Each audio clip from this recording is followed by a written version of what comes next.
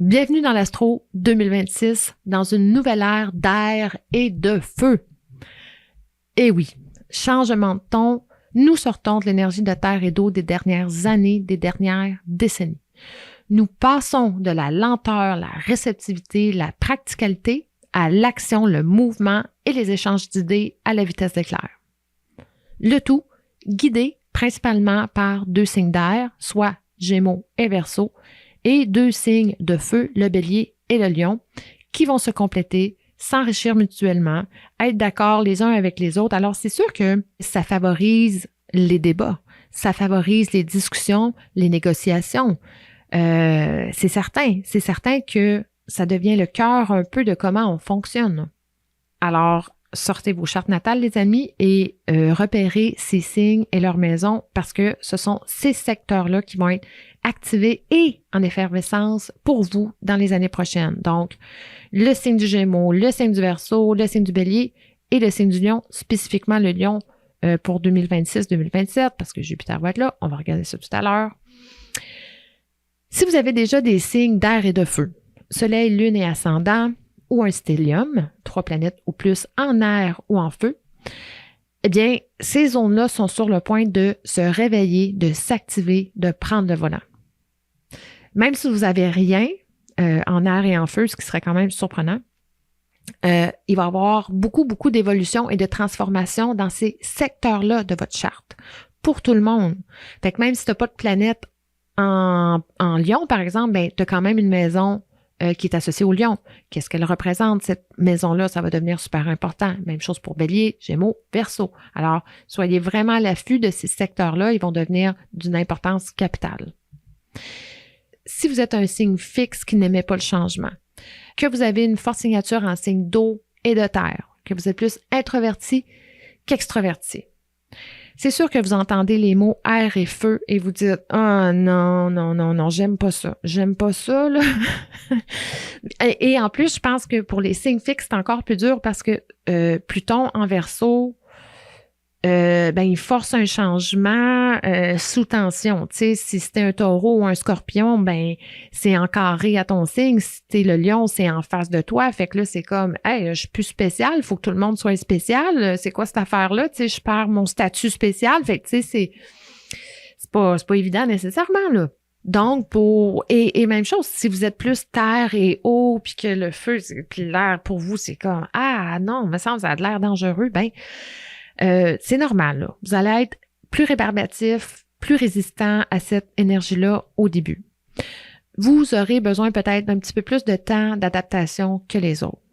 Mais au fur et à mesure que vos secteurs d'air et de feu vont s'ouvrir, se dégourdir, se réveiller, vous allez réaliser que vous aviez négligé ces parties-là de votre vie et de vous-même. Si vous avez besoin de développer votre courage, votre affirmation, de trouver votre rebelle intérieur, de prendre votre place, ben, le Bélier et le Lion vont vous aider. Si vous avez besoin de développer vos communications, vos aptitudes sociales, d'affiner vos connaissances, de sortir de chez vous, ben, le Gémeaux et le Verseau vont vous aider.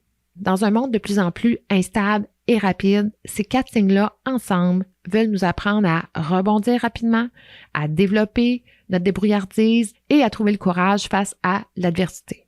Le but, c'est de trouver le calme dans le chaos et l'action inspirée le moment venu. Des enseignements sur le vivre ensemble sont aussi au cœur de ces signes-là. Les questions de dépendance aux technologies aussi. Récupérer notre attention pour retrouver notre identité propre, pour se dégager des dictats sociaux seront au menu. Le temps de laisser la société puis les algorithmes te dire t'es qui, c'est fini, c'est révolu. Le temps est venu de savoir qui tu es et d'accepter qui tu es, d'être fier de l'être et de vraiment faire ton chemin. En laissant les autres aussi être qui ils sont et faire leur chemin, c'est vraiment ça. Quand on pense au Verseau et au Bélier, on pourrait représenter le Verseau comme le corps et le Bélier comme chacune des cellules qui constituent le corps. L'un et l'autre, inséparables et nécessaires au bien-être de l'ensemble. Évidemment, là, tu vas avoir des cellules qui ont différentes fonctions, qui ont différentes choses à faire. Et malheureusement, si certaines de ces cellules-là deviennent malades, bien, tout le reste devient malade. Et là, c'est ça là, qu'il faut réaliser. Tout est interrelié dans la nature, mais tout est interrelié aussi dans nos sociétés. C'est évidemment parce qu'on fait partie de la nature. Fait que c'est ça là, qu'on est en train de se rappeler. Il y a beaucoup aussi de se rappeler dans qu'est-ce qui se passe dans le ciel. C'est vraiment important. Donc, on va devoir à la fois retrouver notre gouvernance interne, mais aussi apprendre à cohabiter à l'intérieur de la multitude sans se sentir menacé. On fait juste commencer, là. Ça sera pas facile. Et pour renchérir sur cette énergie-là d'air et de feu, comme si c'était pas assez, eh bien, selon l'horoscope chinois, 2026, c'est l'année du cheval de feu. On dit des années du cheval de feu qu'elles sont rares et marquent un cycle de 60 ans. La dernière fois, c'était en 66, comme Saturne en bélier. Tiens donc. L'année cheval de feu, c'est une année spéciale qui est caractérisée par une énergie puissante, dynamique, audacieuse, pleine de changements, avec un grand potentiel pour l'aventure, la passion et des opportunités inattendues.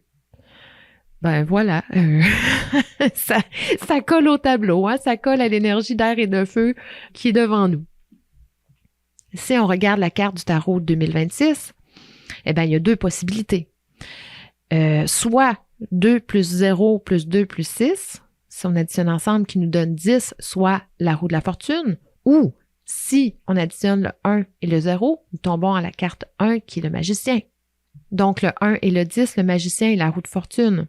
C'est vraiment deux symboles super intéressants. Pour la roue de fortune, c'est un symbole de cycle de vie, de destin, évidemment, de haut et de bas.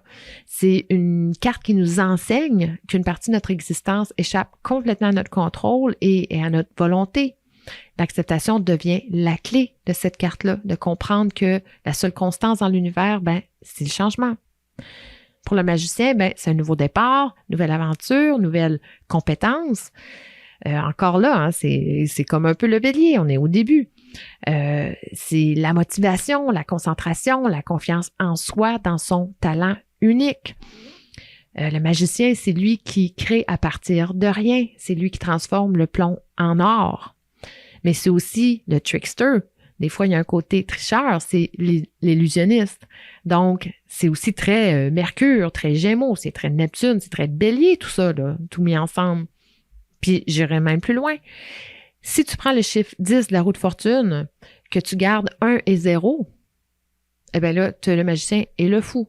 Alors, l'invitation, c'est vraiment d'aller de l'avant, d'être soi, même si on ne sait pas où est-ce qu'on va atterrir. On ne contrôle pas tout, les amis. Là, il y a un lâcher-prise nécessaire. Puis d'ailleurs, on travaille très fort là-dessus avec le nœud sud en Vierge depuis 2025. Et je voudrais vous rappeler quelque chose d'important. La règle numéro 1 du magicien, du chaman, de la sorcière, c'est d'être en totale maîtrise de son attention et de sa concentration. On a du travail à faire, les amis, pour briser le sort des écrans et ce sort-là que les géants du tech nous ont lancé. Et l'avenir appartiendra à ceux et celles qui y parviendront. Alors, le message est clair. Peu importe où vous regardez en 2026, c'est un baptême par le feu. Prêt, pas prêt, on y va. Action, espoir dans le chaos, chaud devant les amis. Va falloir être dans le mouvement. Le temps où est-ce qu'on est dans notre bulle, là, c'est poup, non. La bulle est sortie du poisson, est rentrée en bélier et vraiment, on a avantage à se mettre en action. Pour vous décrire l'année, je vais commencer par regarder le territoire que chaque planète va parcourir. On va revenir sur les thèmes un petit peu de chacune et ensuite, on va toutes les rassembler ensemble par saison. On va partir de nos planètes les plus éloignées pour nous rapprocher de nos planètes personnelles. On commence par Pluton. Donc, en 2026, Pluton, qu'est-ce qu'il nous dit? Il nous dit « Hey la gang, on est à la fin d'une réalité et au début d'une autre. » Les dynamiques de groupe, de collectif vont être le thème central pour les 20 prochaines années et même, je dirais, au-delà. Il va y avoir des changements à tous les niveaux, personnels, relationnels, professionnels, spirituels, globaux, internationaux, tout ça. Et il n'y a rien qu'on peut faire contre ça. It's happening. C'est une période générationnelle au cours de laquelle l'égalité des chances va devenir une valeur tellement importante et là, on est tellement en déséquilibre. Le danger, toujours avec Pluton en Verseau, c'est de vouloir tout uniformiser ou de tomber dans des systèmes autoritaires ou dans des dérives technologiques. Oups, il est trop tard. Ou pas. On verra. On est encore dans le jello, là. Tout n'est pas pris. Je veux dire, la technologie, elle s'en va pas, là, c'est sûr. Puis elle oublie ça, là, elle va arriver à 100 000 à l'heure. Mais qu'est-ce qu'on va en faire? Ça, c'est la question, la question. Donc, Pluton commence l'année à 2,43 du Verseau et la termine à 4,21. Pluton n'avance vraiment pas vite, il bouge pas beaucoup et en plus, il passe la moitié de l'année ou presque en rétrograde, soit en période d'intégration de tout ce qui se passe dans le collectif parce que c'est le Verseau. Donc, en 2026, on parle de mai à octobre, une grosse période d'intégration parce que, comme on va le voir, le début de 2026, ça va être quand même exigeant et prenant, un peu comme le début de l'année 2025. Si on regarde Neptune, comme Pluton, Neptune n'avance pas très vite. Il commence l'année à 29 degrés 30 du Poisson et la termine à 1 degré 43 du Bélier. Il entre définitivement en Bélier à partir du 26 janvier et quitte enfin 14 ans de présence dans le signe du Poisson.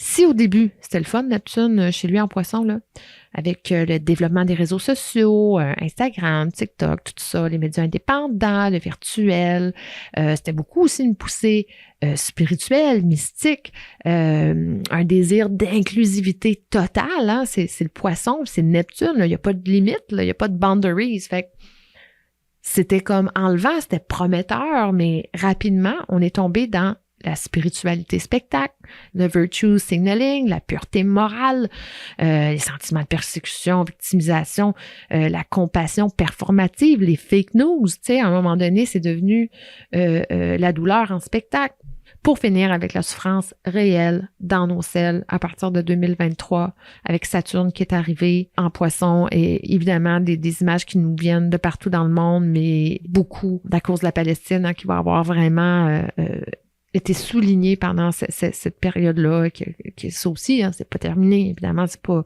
on a un semblant d'accord de paix, mais on s'entend que c'est pas, hein, bon. Mais cette coprésence-là, Saturne-Neptune, en Poisson, ça va avoir précipité la dissolution de nos repères, de nos structures, des structures sur lesquelles on pouvait s'appuyer depuis des décennies.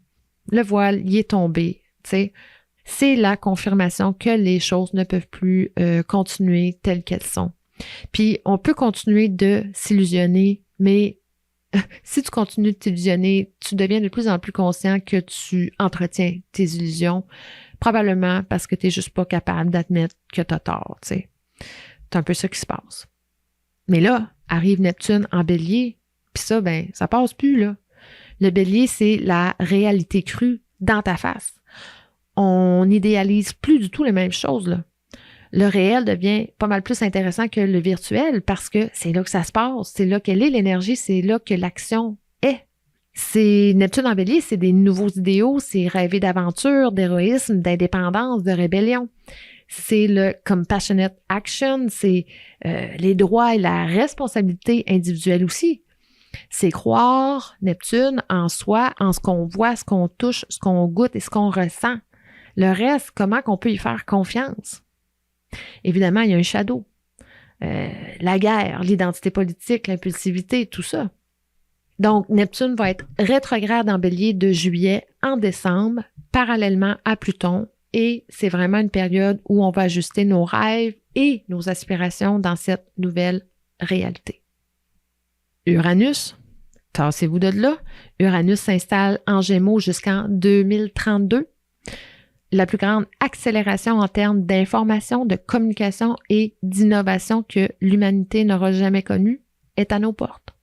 Mais avant tout, Uranus termine son transit en Taureau qui aura complètement transformé notre approche du travail, de nos finances de 2018 à 2025. Mais aussi, Uranus en Taureau aura hijacké notre système nerveux et nos sens qui sont associés au Taureau en rapprochant les technologies Uranus encore plus près de notre corps. comme si on ne faisait qu'un avec elle. Eh bien ça va se poursuivre en Gémeaux où l'accélération va être encore plus rapide. Mais est-ce que notre esprit, le Gémeaux, est capable d'en prendre plus? Ou voudra-t-il s'en libérer? Le Gémeaux peut décider d'aller dans une autre direction complètement. Et là, tu ajoutes l'énergie du Bélier là-dedans, c'est comme « bye! » Et c'est ça le côté le plus intéressant de ce transit, c'est les différentes opportunités qui pourront s'offrir à nous si on le veut, si nous osons. Uranus, c'est un libérateur, un rebelle. Et en Gémeaux, le message, c'est ne restez pas coincés dans vos croyances. T'sais, vos idées, vos opinions, là, restez ouverts.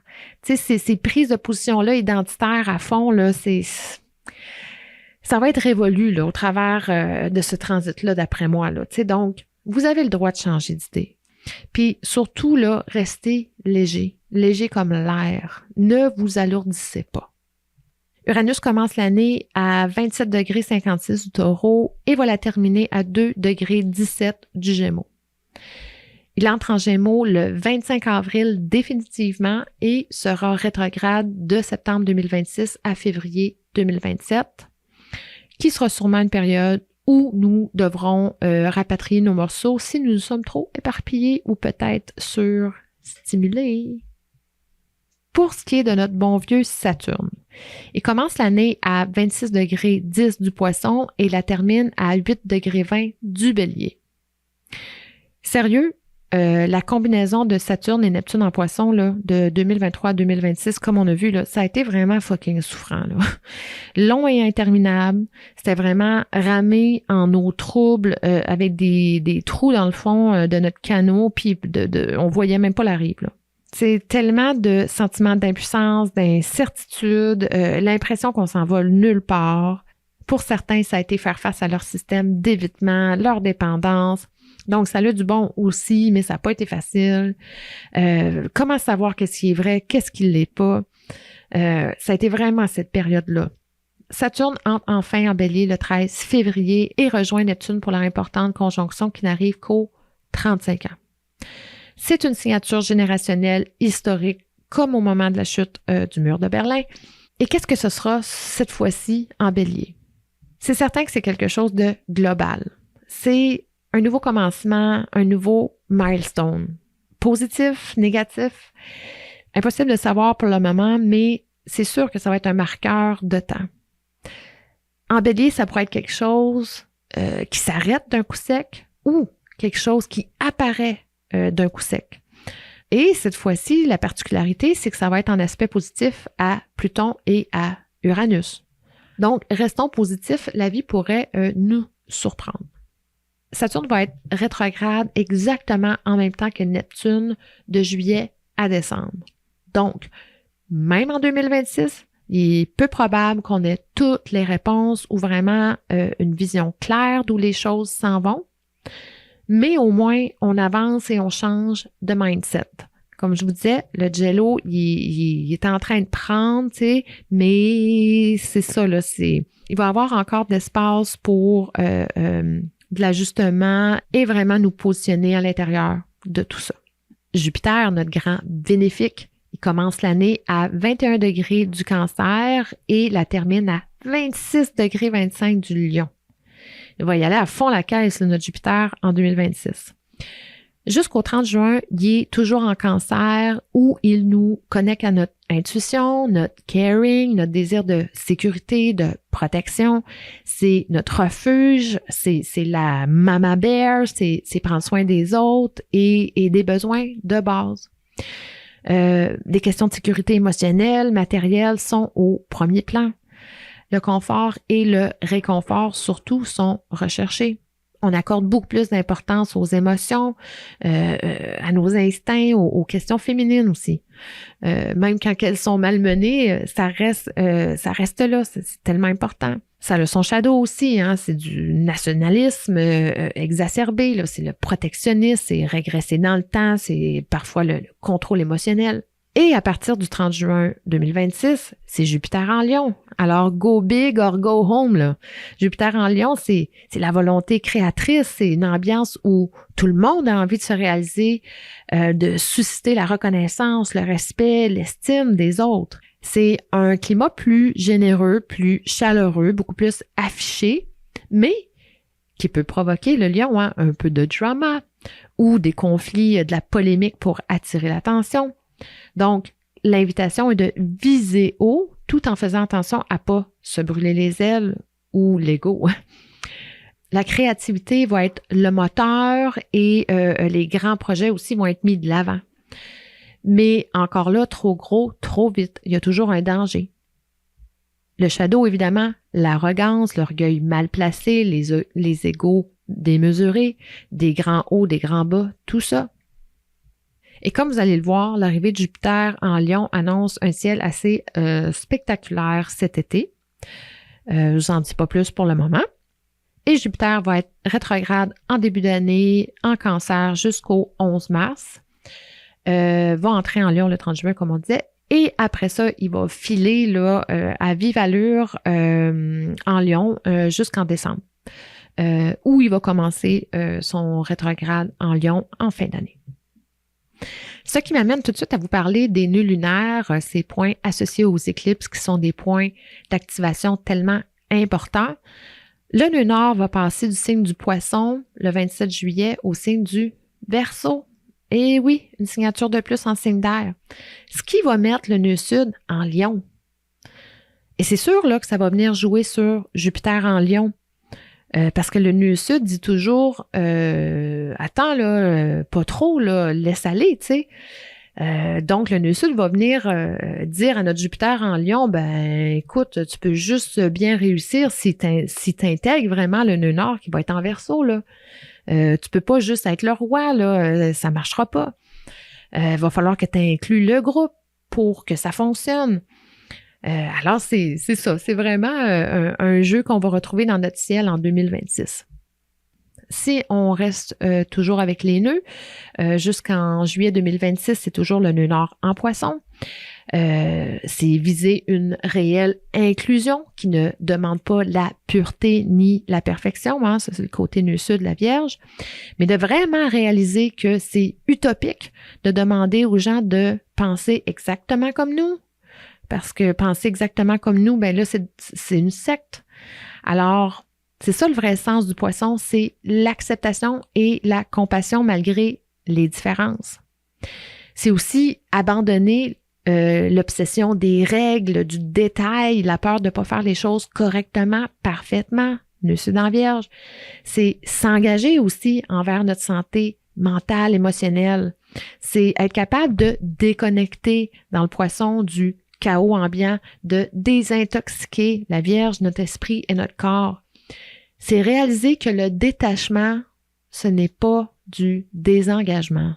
C'est une hygiène de vie. Tellement important. Et à partir de juillet, le nœud nord en Verseau met l'accent sur l'individualité dans un contexte collectif et sur l'innovation et les idées progressistes.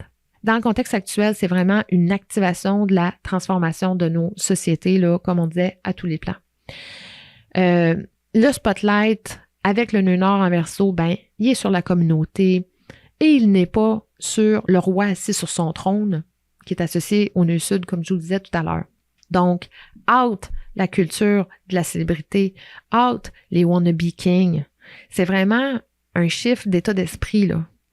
C'est comme si, au lieu de se diviser, peut-être qu'on va réaliser que on a des ennemis communs finalement, puis que peut-être que c'est comme ça qu'on va être capable de changer notre état d'esprit. On va être encouragé à nous libérer des normes sociétales. Le Verseau, en tant que signe aérien, ben c'est l'intellect, l'originalité, l'humanité. Donc, le but, c'est d'apporter quelque chose de nouveau à la société, mais qui bénéficie à l'ensemble. C'est être fidèle à soi-même sans craindre le jugement. C'est comme s'en foutre un peu, là. Tu sais, Verseau, là, comme s'en foutre, là. Il faut s'en foutre un peu de comment toutes les autres pensent, mais il faut aussi, c'est ça, avoir le détachement de plus être constamment dans nos viscères, dans notre réaction d'intestin pratiquement, puis de remonter dans notre tête, dans notre cerveau, puis de dire comme, hey là, calmez-vous tout le monde, là, on va se parler, là, calmez-vous, là. Et sur une dernière note, ben, ce qui est vraiment capotant, c'est que le nœud nord était aussi en Verseau à la dernière conjonction de Saturne et Neptune. Fait que garde, c'est vraiment, tout s'entrecroise encore une fois. Pour nos planètes personnelles, ben, bonne nouvelle, Mars ne fait pas de rétrograde cette année.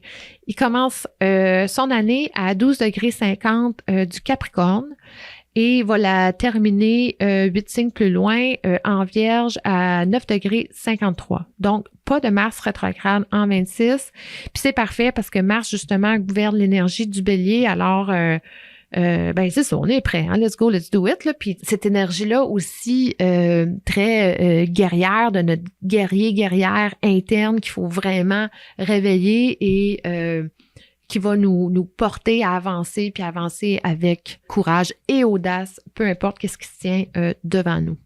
Pour ce qui est de notre belle Vénus, elle aussi va commencer l'année à 9 degrés 28 du Capricorne.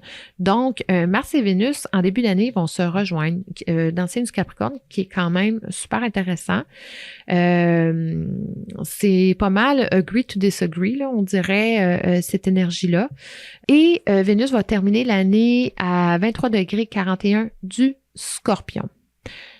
Vénus va nous faire un rétrograde en signe d'eau et d'air, en Scorpion et en Balance à l'automne.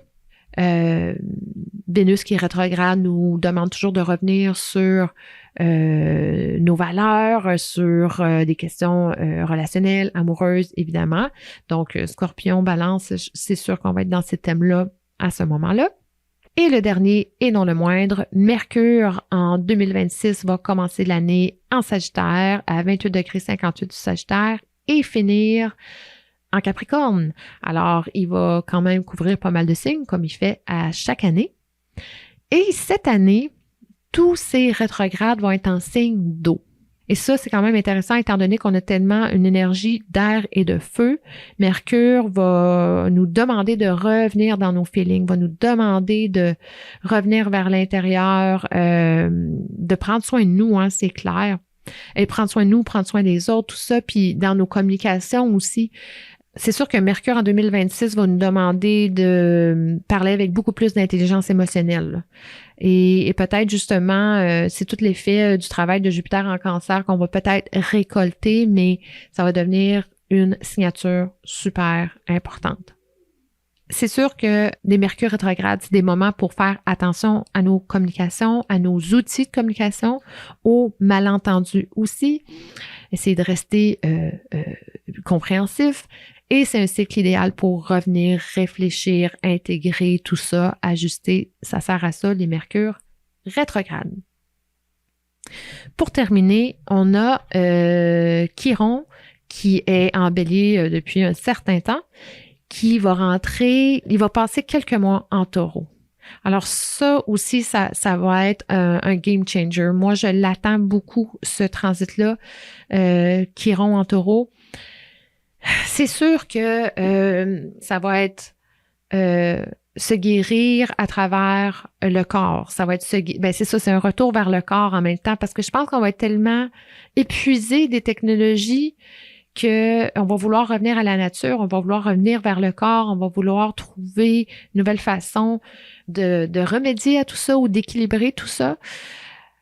Mais tu sais, c'est aussi le monde du travail, c'est aussi le monde des finances. Fait que là, c'est sûr que dans la période Chiron en Taureau, c'est ça, là, les impacts de tout ce qui s'en vient sur le marché du travail, sur les travailleurs, sur le coût de la vie, sur peut-être l'appauvrissement des gens, tu sais, c'est réel, c'est là. Alors, c'est sûr qu'on va voir des choses qui font mal à ce niveau-là.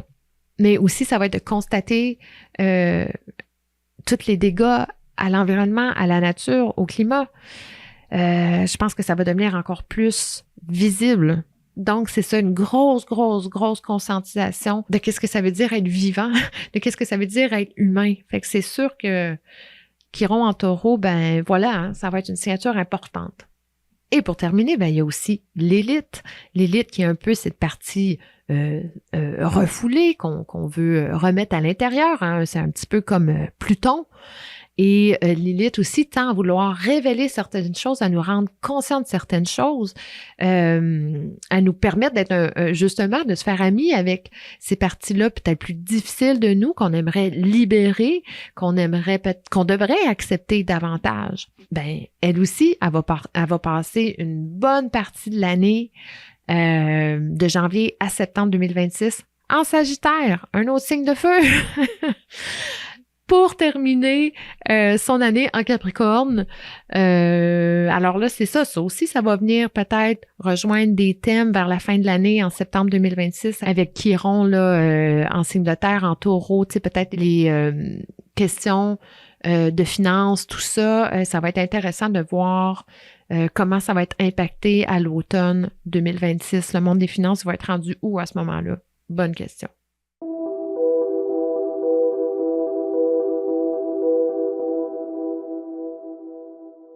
Si on assemble tout ça par saison, on regarde l'hiver 2026, on a, pour commencer, Neptune qui entre en Bélier le 26 janvier, suivi de Saturne qui entre en Bélier le 13 février. Saturne et Neptune vont avoir leur conjonction à 0 degré du Bélier le 20 février 2026.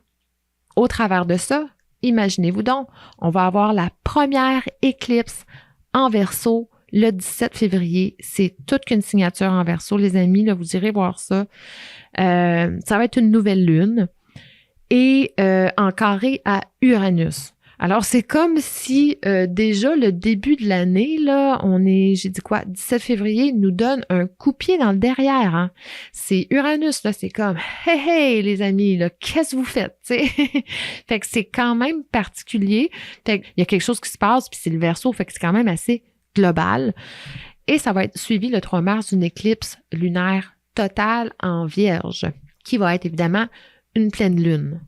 Donc, on pourrait quasiment dire que notre année commence à ce moment-là.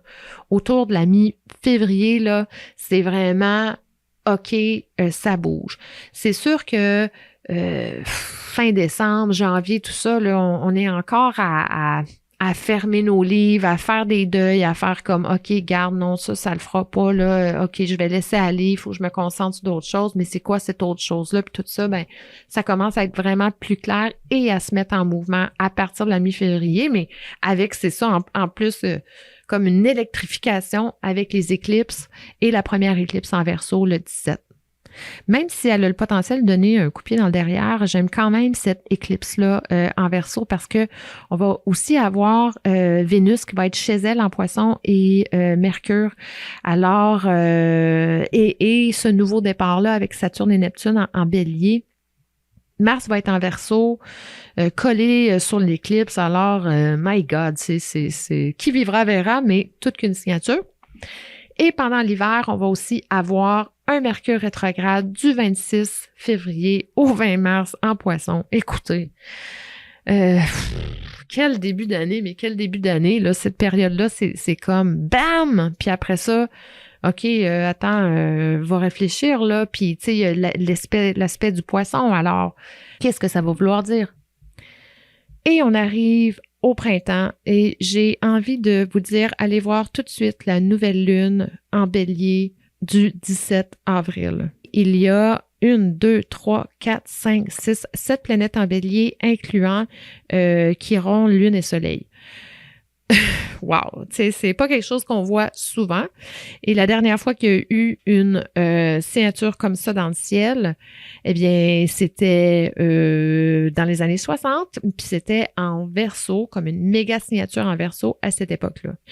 Donc, méga nouveau départ. Écoutez, il y a comme vraiment quelque chose à souligner, clairement des nouvelles intentions super importantes pour cette date-là. Ça va être vraiment quelque chose. Et il n'y a pas tant d'aspects dans le ciel. Tout est en conjonction ou en aspect de support. Fait que c'est vraiment capotant. Et l'autre événement super important du printemps, ben ça va être Uranus qui entre en Gémeaux le 25 avril 2026 et qui va rester en Gémeaux jusqu'en 2032. Alors voilà cette activation-là qui se met en place. Pluton qui va faire un trigone à Uranus et Pluton et Uranus ensemble qui vont faire des sextiles à Neptune. Une signature ultra, ultra importante pour toute l'année. Et qui met justement Neptune en bélier vraiment à une pointe d'un triangle, si on peut dire. Alors, ça devient la signature vraiment de 2026 et qui va rester même au-delà. Ça nous mène à l'été. Et quel été ce sera? On commence avec Chiron qui entre en Taureau le 19 juin, il ne va pas être là très longtemps, ça va être jusqu'au 17 septembre, seulement 3 mois, fait que c'est un avant-goût de cette énergie-là que je vous parlais tout à l'heure. On va aussi avoir un Mercure rétrograde en Cancer du 29 juin au 23 juillet et finalement notre Jupiter qui entre en Lion le 30 juin et qui lui va venir activer ce qu'on appelle le grand panier de Barbeau. Cette signature-là qui ressemble à un panier qui va rejoindre, encore une fois, Pluton à Uranus, à Neptune et à Jupiter. Un panier en signe d'air et de feu. Barbeau, un grand astrologue français, voyait ça comme une signature vraiment particulière qui symbolisait ou signifiait le début de nouvelles ententes dans le monde, peut-être d'une nouvelle ère, de mieux apprendre à cohabiter, coexister ensemble, comme si ce moment-là signifiait quelque chose d'important, ou est-ce que l'énergie est tellement en flot, tellement en mouvement? Ça va être à voir, ça va être à voir. Barbeau nous avait prédit des années à l'avance la COVID, la pandémie. Alors, on verra. Moi, je suis plutôt, pas nécessairement sceptique, mais je pense que c'est un moment pour souhaiter ces choses-là. Je pense pas que c'est le moment où est-ce que ça nous arrive dessus, mais je pense que c'est le moment pour souhaiter ces choses-là. Parce que c'est ça, à partir de là, et pour tout l'été, dans le fond, comme on disait, Uranus va soutenir Pluton et Neptune et vice-versa, tout ça, ça va être comme dans un circuit non-stop.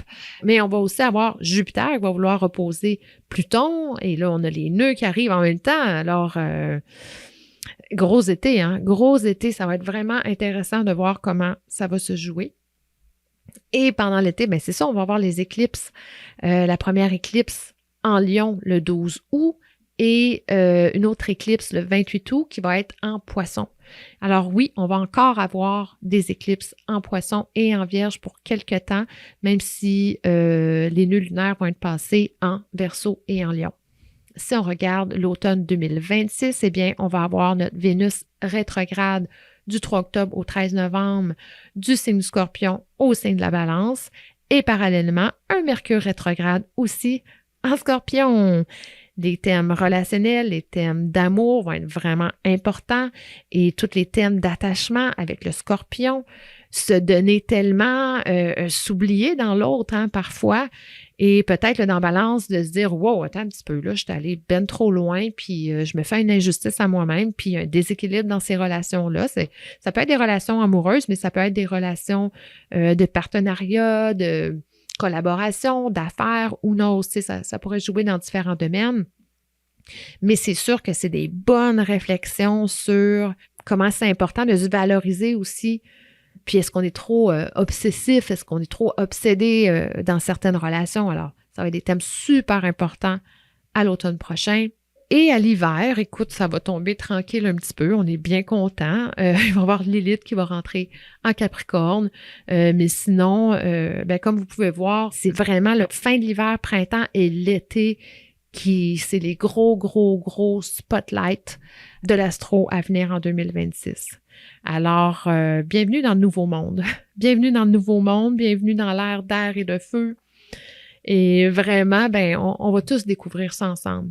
C'est ça la beauté de l'affaire. On va tous découvrir ça ensemble. On est tous là-dedans, puis on est tous un peu à pas trop savoir où donner de la tête, mais tu sais, on va y aller ensemble parce que ça arrive à toute la planète en même temps.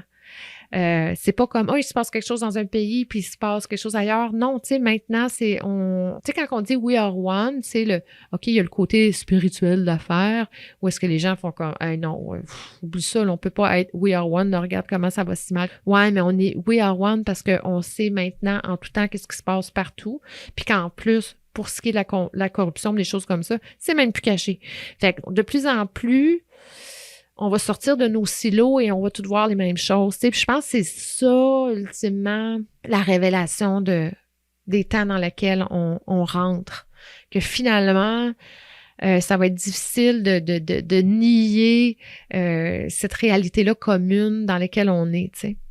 Alors voilà, c'est beaucoup de stock, c'est beaucoup de choses à apprivoiser, une nouvelle astrologie, un nouveau ciel à apprivoiser. Et le changement, les amis, c'est pas juste négatif, c'est positif. Ça amène du renouveau, ça amène des nouveaux élans, ça amène des nouveaux intérêts, des nouvelles connexions, des nouvelles possibilités. Alors, c'est vraiment ce que je nous souhaite tous. Et je vous aime fort. Puis, écoutez, on reste en contact d'une façon ou d'une autre. Et je vous dis à la prochaine, à suivre.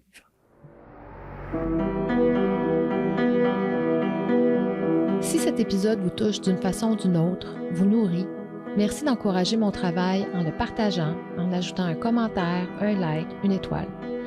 Mais peut-être aussi considérer une contribution volontaire en cliquant le lien dans la description ou via ma bio à Mélanie.Fortuna sur Instagram. Astral est autoproduit et vos dons servent à soutenir le balado afin qu'il devienne durable dans le temps. Merci 1000 fois de votre soutien, quel qu'il soit. Mon nom est Mélanie, je suis astrologue, tarologue et engagée dans un parcours spirituel et militant.